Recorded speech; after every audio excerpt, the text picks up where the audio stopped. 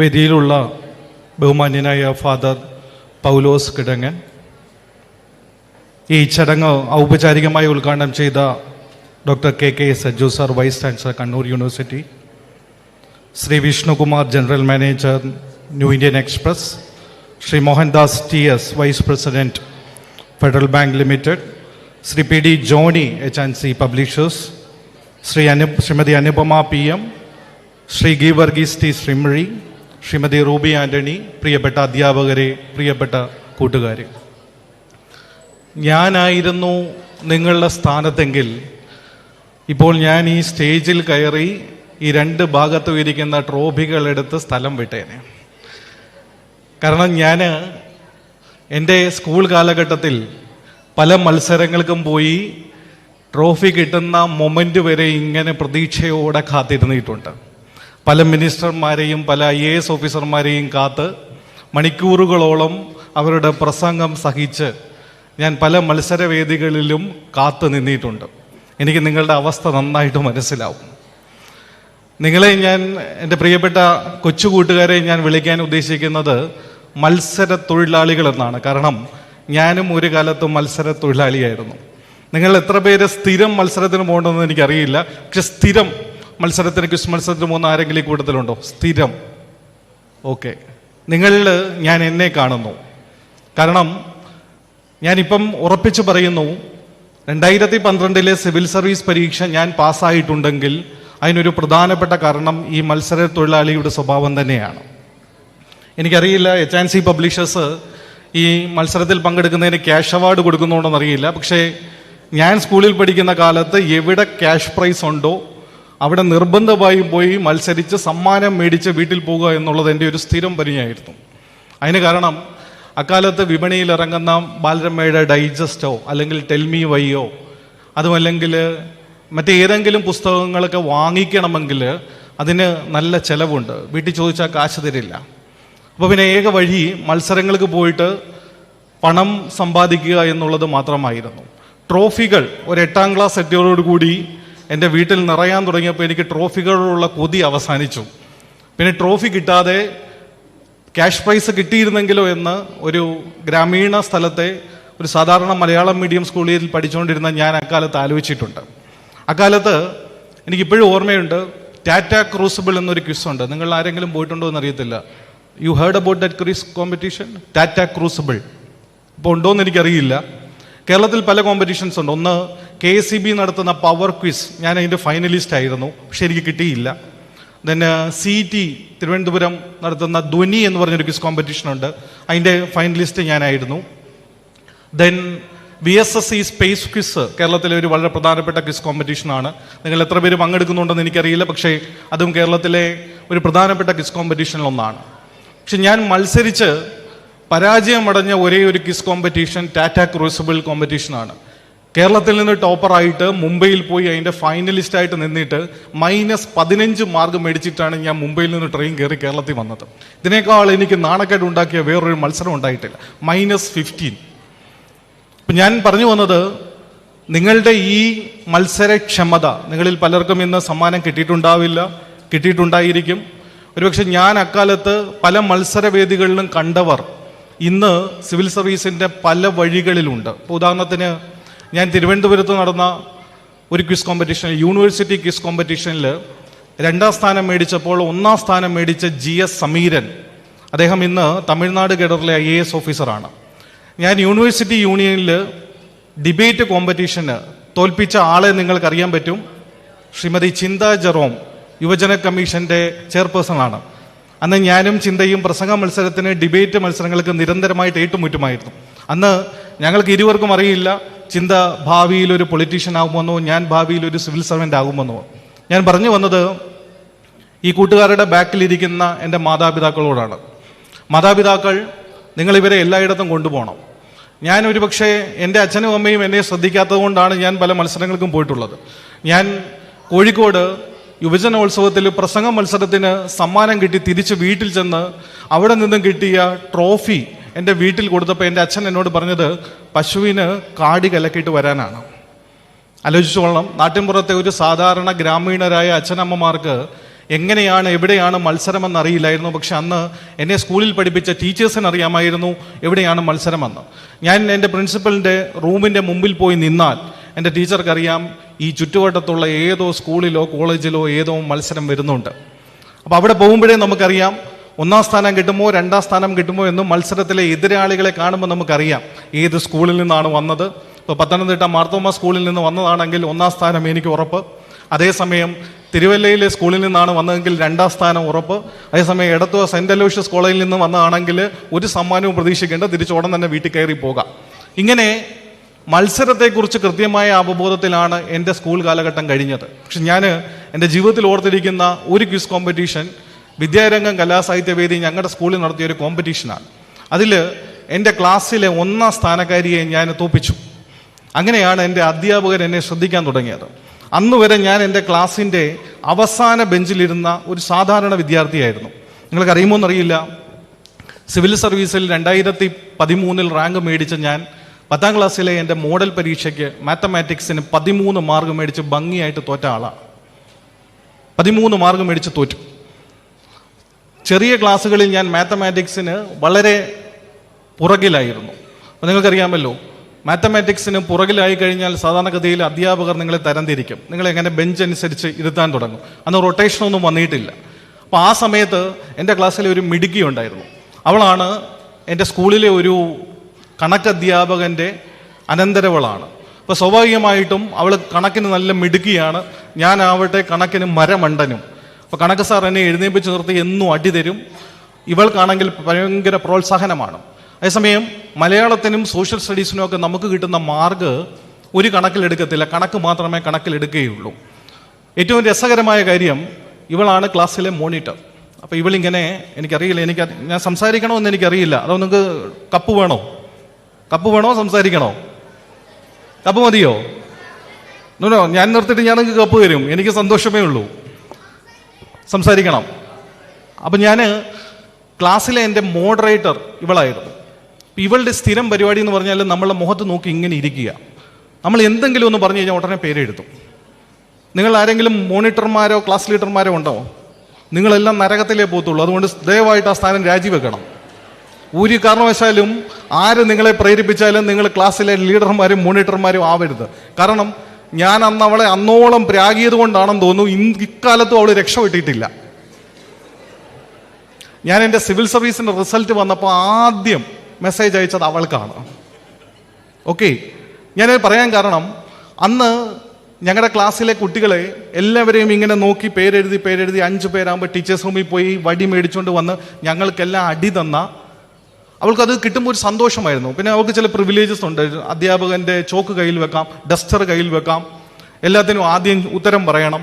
നമ്മളൊക്കെ ആദ്യത്തെ ബെഞ്ചിലിരുന്ന് നിരന്തരം അടി കൊണ്ടിട്ടാണ് അവസാനത്തെ ബെഞ്ചിൽ പോയത്. പക്ഷേ ചില കാര്യങ്ങളിൽ ഞാൻ എക്സ്പേർട്ടായിരുന്നു. കയ്യിൽ റബ്ബർ ബാൻഡ് വെച്ചിട്ട് പേപ്പർ വെച്ച് വലിച്ചു വിടുക, പേപ്പർ ചുരുട്ടി പ്ലെയിൻ ആക്കി എറിയുക, ഇത്തരം കാര്യങ്ങളൊക്കെ ഞാൻ പഠിച്ചത് എൻ്റെ ബാക്ക് ബെഞ്ചിൽ നിന്നാണ്. അതെനിക്ക് 2 സുഹൃത്തുക്കളുണ്ടായിരുന്നു. ഒരു രാജേഷും ഒരു ഷിബു. ഷിബു നല്ല തടിയനാണ്, നല്ല തടിയുണ്ട്. അപ്പോൾ ഷിബു എൻ്റെ റൈറ്റ് സൈഡിലിരിക്കും, രാജേഷ് ഒരു ചുള്ളനാണ്, ലെഫ്റ്റ് സൈഡിലിരിക്കും. രണ്ടും നല്ല മണ്ടന്മാരാണെന്നുള്ളതിന് വേറെ തർക്കമില്ല. ഇവരുടെ പ്രധാനപ്പെട്ട ഇതെന്ന് പറയുന്നത്, ഷിബു ആണ് ഞങ്ങളെ പ്രൊട്ടക്റ്റ് ചെയ്യുന്നത്. ക്ലാസ്സിലെ ബുള്ളിങ് വന്നാൽ, അതായത് ആരെങ്കിലും വന്ന് എന്നെയോട് ഉടക്കി കഴിഞ്ഞാൽ ഷിബു മുമ്പിൽ കയറി ഇങ്ങനെ നെഞ്ചു വിരിച്ച് നിൽക്കും. അപ്പം അടിക്കാൻ വരുന്നവൻ പേടിച്ചു പോകും. അതിനുള്ള പ്രത്യുപകാരം എന്ന് പറഞ്ഞാൽ ഷിബുവിനെ എല്ലാ പരീക്ഷയിലും സഹായിക്കണം. ഓക്കെ, ഇതായിരുന്നു പ്രത്യുപകാരം. അപ്പം ഞങ്ങളിങ്ങനെ ഇരുന്ന സമയത്ത് ഒരു ദിവസം എൻ്റെ ടീച്ചർ ഞങ്ങളെ കൊണ്ടൊരു ഉപന്യാസം എഴുതിപ്പിച്ചു. ഉപന്യാസത്തിൻ്റെ വിഷയം പരിസ്ഥിതി മലിനീകരണം. അപ്പം ഞാൻ ഇതിനെക്കുറിച്ച് 4-5 സെൻറ്റൻസുകൾ എഴുതി. അന്ന് സ്ഥിരം പത്രം വായിക്കുന്നത് കൊണ്ട് 4-5 സെൻറ്റൻസ് എഴുതി. അപ്പോൾ എൻ്റെ ടീച്ചർ ക്ലാസ്സിലെ എല്ലാവരുടെയും ബുക്ക് നോക്കി. അപ്പോൾ ഈ മുൻ ബെഞ്ചിലിരുന്ന എൻ്റെ ക്ലാസ് മോണിറ്ററായ പെൺകുട്ടിയെ കൊണ്ടുവന്ന 1ാം സ്ഥാനത്തിരുത്തുന്നു. കാരണം അവൾ നല്ല പെർഫെക്റ്റായിട്ട് എഴുതിയിട്ടുണ്ട്. ടീച്ചർ ഇങ്ങനെ തപ്പി വന്ന കൂട്ടത്തിൽ ലാസ്റ്റ് ബെഞ്ചിൽ എൻ്റെ അടുക്ക വന്നു. അപ്പോൾ എൻ്റെ പേപ്പർ എടുത്ത് ടീച്ചർ നോക്കിയിട്ട് ടീച്ചർ എൻ്റെ മുഖത്തേക്ക് ഇങ്ങനെ കുറച്ച് നേരം നോക്കി നിന്നിട്ട് ചോദിച്ചു, എടാ ഇത് നീ തന്നെയാണോ എഴുതിയത്? അപ്പം ഞാൻ പറഞ്ഞു, ടീച്ചർ ഞാൻ തന്നെയാണ് എഴുതിയത്. പിന്നെ ടീച്ചർ ആദ്യം ചെയ്തത് എൻ്റെ ലെഫ്റ്റിലും റൈറ്റിലും ഇരിക്കുന്ന ആളുകളുടെ ബുക്കിലേക്ക് നോക്കിയാണ്. ആരാണ്? മരമണ്ടനായ ഷിബു, അതിനേക്കാൾ മണ്ടനായ രാജേഷ്. എൻ്റെ ജീവിതത്തിൽ ഞാൻ ഇന്നേ വരെ ഇത്രയും വലിയ അപമാനം നേരിട്ടിട്ടില്ല. കാരണം എന്താ? ഇവന്മാർ രണ്ടും എൻ്റെ ബുക്ക് നോക്കിയിട്ടാണ് എഴുതുന്നത്. അവന്മാർ എൻ്റെ ബുക്ക് നോക്കി എഴുതിയിട്ട് ഞാൻ അവന്മാരെ കോപ്പി അടിക്കുക എന്ന് പറഞ്ഞാൽ അതിനേക്കാൾ വലിയൊരു നാണക്കേട് പറയില്ല. അപ്പോൾ ടീച്ചർ എന്നെ എഴുന്നേപ്പിച്ച് നിർത്തിയിട്ട് എൻ്റെ ക്ലാസ്സിൻ്റെ മുൻപിൽ കൊണ്ടിരുത്തി. എന്നിട്ട് എന്നെ പറഞ്ഞു, ഇനിയും തൊട്ട് നീ ഇവിടെ ഇരിക്കും. അപ്പം എനിക്ക് അന്നാണ് മനസ്സിലായത്, ടീച്ചർക്ക് ഒരുപക്ഷെ ഒരു കുട്ടി എവിടെയെങ്കിലും ഒരു സ്പാർക്ക് ഉണ്ടെന്ന് കണ്ടാൽ അവനെ കൈ പിടിച്ച് മുമ്പിൽ കൊണ്ടിരുത്തും. എന്നിട്ട് ടീച്ചർ എന്നോട് ചെയ്തത് ഒരു വലിയ അപരാധമാണ്. നിങ്ങൾ ആരെങ്കിലും ഒന്നാം ബെഞ്ചിൽ ഒന്നാമത് എഴുതിയിട്ടുണ്ടോ? Anyone who sits on the first position in the first bench, ഇരിക്കുന്നത് മാർക്ക് മേടിക്കുന്നതല്ല, ഒന്നാം ബെഞ്ചിൽ ഒന്നാമത് ഇരിക്കുക. നിങ്ങളാണ് യഥാർത്ഥ രക്തസാക്ഷികൾ. ഒരിക്കലും ഇരിക്കരുത്. കഴിയുമെങ്കിൽ നിങ്ങൾക്ക് റൊട്ടേഷനാണ്, റോയാണ്. ഓക്കെ, ഞങ്ങളുടെ കാലത്ത് ഈ ഒരു സാധനം വന്നിട്ടില്ല, റൊട്ടേഷൻ വന്നിട്ടില്ല. ഒരിക്കൽ ഇരുന്ന് കഴിഞ്ഞാൽ ബബിൾക്ക് ഒട്ടിച്ച് വെച്ചതുപോലെയാണ്, അവിടെ ഇരിക്കും. ഒരു കാരണവശാലും ചേഞ്ച് ആവത്തില്ല. Very good. അപ്പം എന്ത് പറ്റുമെന്ന് വെച്ചാൽ ആദ്യത്തെ ദിവസം ടീച്ചർ പറഞ്ഞിട്ട് പോയി എഴുന്നേപ്പിച്ച് നിർത്തും. അപ്പം നമുക്കറിയാം, കൈ നീട്ടിക്കൊടുക്കും, അടിമേടിക്കും, ഇരിക്കും. അപ്പോൾ ഒരു ദിവസം നിങ്ങൾക്കറിയാമല്ലോ, ഈ ചില സാധനങ്ങളൊക്കെ പഠിക്കാൻ എളുപ്പമാണ്. അതേസമയം എനിക്കിപ്പോഴും അത് അറിയില്ല. To every action there is an equal and opposite reaction. ടു അങ്ങോട്ട് പോയ പ്രശ്നം, ആക്ഷൻ ഇങ്ങോട്ട് വന്ന പ്രശ്നം. അപ്പം ഇത് കാണാതെ പഠിച്ചിട്ട് ക്ലാസ്സിലെ എല്ലാവരും വന്ന് സംസാരിക്കും. അപ്പം ടീച്ചർ എന്ത് ചെയ്തു, ഞാൻ ടീച്ചറിൻ്റെ അടുത്ത് പോയി പറഞ്ഞു, ടീച്ചർ എനിക്ക് രാജേഷിനെയും ഷിബുവിനെയും കൂടെ എൻ്റെ സുഹൃത്തുക്കളായിട്ട് വേണം. അപ്പോൾ അവരോട് കരഞ്ഞു പറഞ്ഞു, ദയവായിട്ട് ഞങ്ങളെ ഒന്നാം ബെഞ്ചിൽ കൊണ്ടുവരും. ഞാൻ പറഞ്ഞു, ഞാൻ നിങ്ങളെ പ്രൊട്ടക്ട് ചെയ്തോളാം, യു പ്ലീസ് കം. അങ്ങനെ ഞാൻ അവരെയും കൊണ്ട് എൻ്റെ ഒന്നാമത്തെ ബെഞ്ചിൽ കൊണ്ടിരുത്തി. ടീച്ചർ വരുന്നു, ഞങ്ങൾ 3 പേരും എഴുന്നേൽക്കുന്നു, അടികൊള്ളുന്നു. പക്ഷേ കുറച്ച് ദിവസം കഴിഞ്ഞപ്പോൾ ഞങ്ങൾക്ക് തോന്നി എന്തെങ്കിലുമൊക്കെ പഠിക്കാം. അങ്ങനെയാണ് ഞങ്ങൾ കാണാതെ പഠിച്ച് മാർഗം മേടിച്ച് സ്കൂളിൻ്റെ തുടക്ക ഭാഗങ്ങളിലേക്ക്, അതായത് പ്രത്യേകിച്ചും നിങ്ങൾക്കറിയാമല്ലോ, അവസാന ഭാഗത്ത് നിന്ന് തുടക്കത്തിലെ റാങ്കുകാരായിട്ട് വരണമെങ്കിൽ വലിയ ബുദ്ധിമുട്ടാണ്. അപ്പം ഇന്ന് ഇവിടെ പ്രൈസ് കിട്ടാത്ത ഒത്തിരി പേരുണ്ട്. നിങ്ങളാരും വിഷമിക്കരുത്. സ്ഥിരം മത്സരത്തൊഴിലാളികളായ ചിലർ ഉറപ്പായിട്ട് സമ്മാനം മേടിച്ചിരിക്കും. നിങ്ങൾ എവിടെ പോയാലും ഈ മത്സരത്തൊഴിലാളികൾ കാണും. നിങ്ങളുടെ ജീവിതത്തിൽ നിങ്ങൾ ജോലിക്ക് പോയാൽ ഇവരെ കാണും, നിങ്ങൾ ഏതെങ്കിലും ഇൻ്റർവ്യൂവിന് പോയാൽ ഇവരെ കാണും. നിങ്ങൾ മരിക്കുവോളം ഇവർ എവിടെയെങ്കിലുമൊക്കെ നിങ്ങളുടെ ജീവിതത്തിൽ കാണുമെന്നുള്ളത് 100% ഉറപ്പാണ്. കാരണം ഇവർ മത്സരിക്കാൻ വേണ്ടി ജനിച്ചവരാണ്. പക്ഷേ നിങ്ങൾ മത്സരിച്ച് തോറ്റവരാണെങ്കിൽ നിങ്ങൾ ഒരു കാര്യം മാത്രം ആലോചിക്കുക, ടാറ്റ ക്രൂസിബിൾ ക്വിസിന് പോയി -15 മാർക്ക് മേടിച്ച് കരഞ്ഞുകൊണ്ട് ട്രെയിനിൽ കയറി നാട്ടിൽ വന്ന ആളാണ് ഞാൻ. 10ാം ക്ലാസ്സിലെ മോഡൽ പരീക്ഷയ്ക്ക് 13 മാർക്ക് മേടിച്ച് ഭംഗിയായി തോറ്റതിന് ശേഷം സിവിൽ സർവീസ് പരീക്ഷ എഴുതി ബാങ്കിൽ ജോലി ചെയ്ത്, ഞാനത് വീണ്ടും അണ്ടർലൈൻ ചെയ്യുന്നു, മാത്സിന് 13 മാർക്ക് മേടിച്ച് തോറ്റ് ബാങ്കിൽ ജോലി ചെയ്ത് സിവിൽ സർവീസിൽ വന്ന ആളാണ് ഞാൻ. അതുകൊണ്ട് തന്നെ എന്നെ കേട്ടിരുന്ന എൻ്റെ പ്രിയപ്പെട്ട കൂട്ടുകാർക്ക് നന്ദി പറഞ്ഞുകൊണ്ട്, നിങ്ങൾ ഇനിയും വലിയ വിജയങ്ങൾ നേടാൻ കഴിയട്ടെ.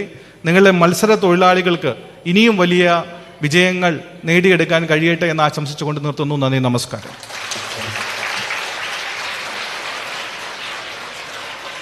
സാർ റെഡിയാണോ?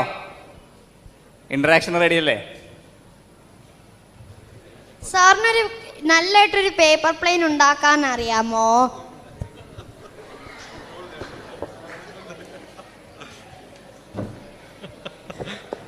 ഒന്ന് പഠിപ്പിച്ചു തരുമോ? ഓക്കെ, പഠിപ്പിച്ചു തരാം. പക്ഷെ ഇവിടെ ഒരു ഷീറ്റ് ഓഫ് പേപ്പർ വേണം അതിൻ്റെ കൂടെ. നിങ്ങൾ എത്ര പേര് പേപ്പർ പ്ലെയിൻ ഉണ്ടാക്കാൻ അറിയാവുന്നവരുണ്ട്? അറിയാത്തവർ എത്ര പേരുണ്ട്? അറിയാത്തവര് ഓ, അപ്പം നിങ്ങൾ എല്ലാവരും തിരിച്ചു പോയിട്ട് ഞങ്ങൾ ചെറിയ സമയങ്ങളിൽ, ചെറിയ കുട്ടികളായിരുന്ന സമയത്ത് ഈ ഓല വെച്ചിട്ടായിരുന്നു കൂടുതൽ ഉണ്ടാക്കിയിരുന്നത്. അതിനുശേഷമാണ് പേപ്പർ വന്നത്. അതിന് ഒരു പ്രധാനപ്പെട്ട കാരണം, നിങ്ങൾ ഈ പേപ്പർ വെച്ചുണ്ടാക്കുമ്പോൾ അതിൻ്റെ ഒരു ആക്ടിവിറ്റി, നിങ്ങളുടെ കയ്യിലെ മൂവ്മെൻറ്റ്സ് നിങ്ങളുടെ ബ്രെയിനെയും ഇൻഫ്ലുവൻസ് ചെയ്യുന്നുണ്ട്. ബേസിക്കലി നിങ്ങളിത് വെച്ചിട്ട് റബ്ബർ ബാൻഡ് ഒന്നും വെച്ച് ആരെയും അടിച്ചു കളയരുത്.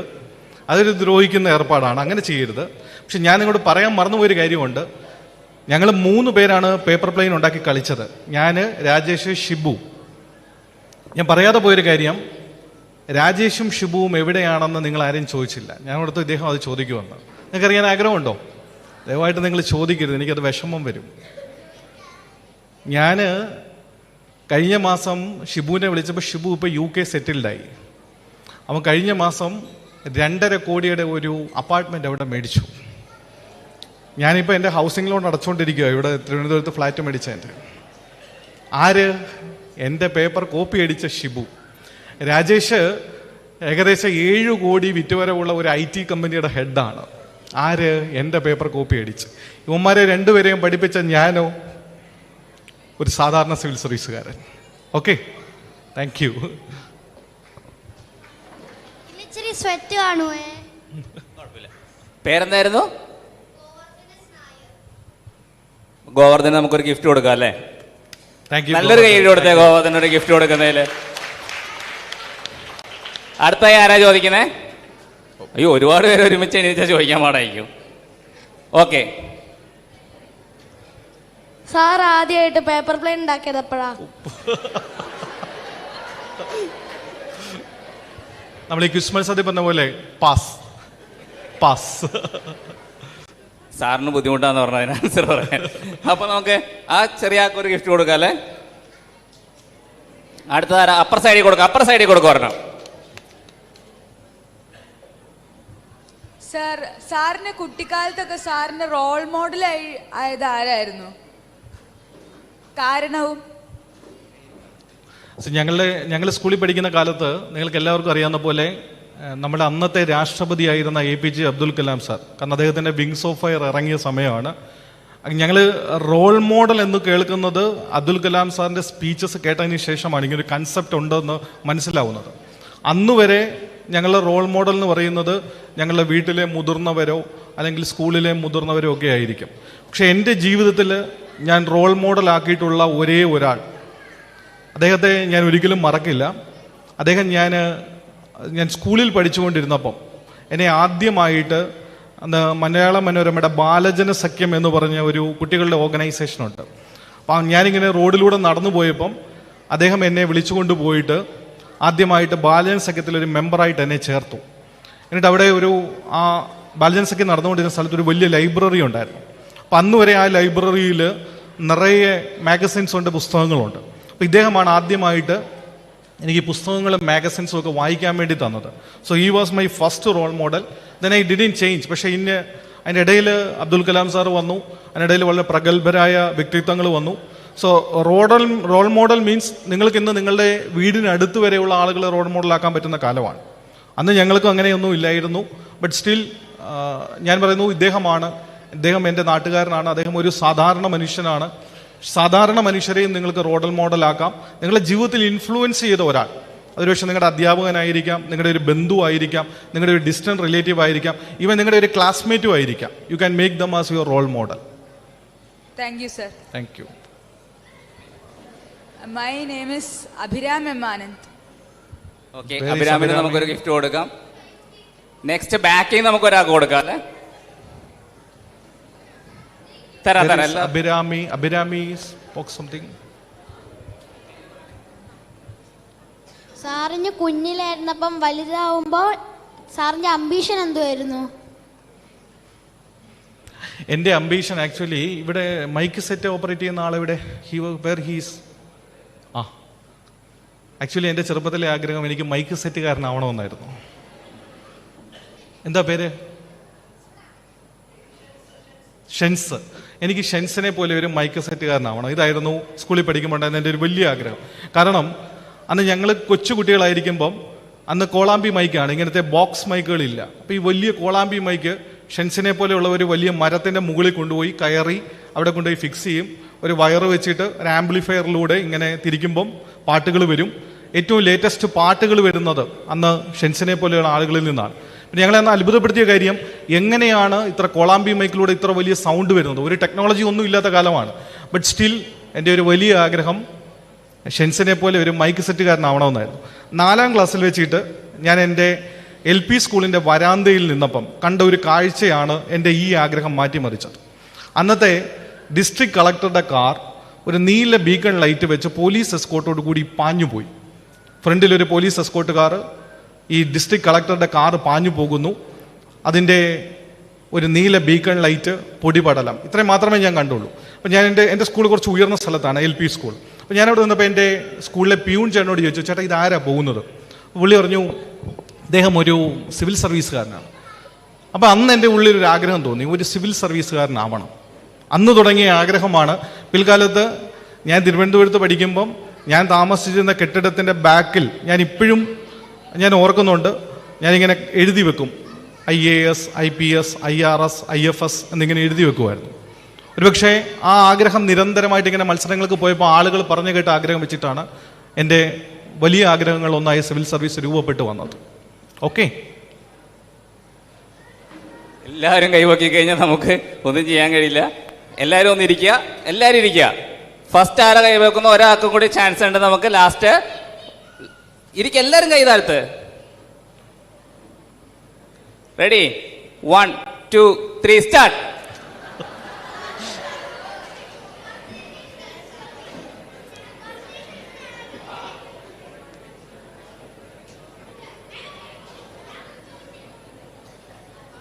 ഒരാൾക്ക് തരാം. എനിക്ക് തോന്നുന്നു അദ്ദേഹം കുറെ നേരമായി പറയുന്നത്.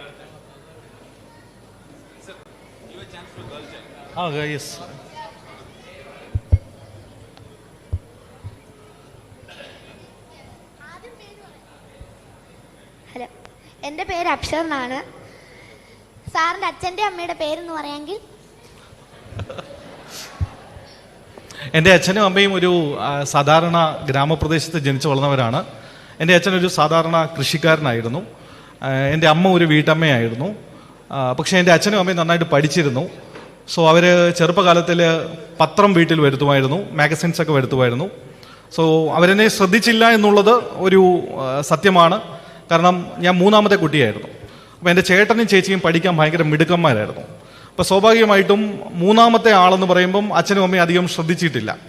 അപ്പോൾ ഒന്നാമത്തെ കാര്യം, ആദ്യത്തെ 2 പേര് ജോലിക്ക് പോട്ടെ, മൂന്നാമത്തെ ആൾ, ഞങ്ങൾക്ക് അന്ന് വീട്ടിൽ 3 പശുക്കളുണ്ട്. അപ്പോൾ ഈ പശുവിൻ്റെ കാര്യം നോക്കി നടത്തുന്ന ആൾ ഞാനായിരുന്നു. അതുകൊണ്ടാണ് ഞാൻ പറഞ്ഞത്, ഞാൻ കോഴിക്കോട് നിന്ന് സമ്മാനം മേടിച്ചു വന്നപ്പം എൻ്റെ അച്ഛൻ ആദ്യം എന്നോട് പറഞ്ഞത് പശുവിന് ചാണകവും കാടിയും കലക്കി കൊടുക്കാനാണ്. അപ്പോൾ അതുകൊണ്ട് തന്നെ ഞാൻ 10ാം ക്ലാസ്സിൽ എൻ്റെ സ്കൂളിലെ ടോപ്പറായിരുന്നു.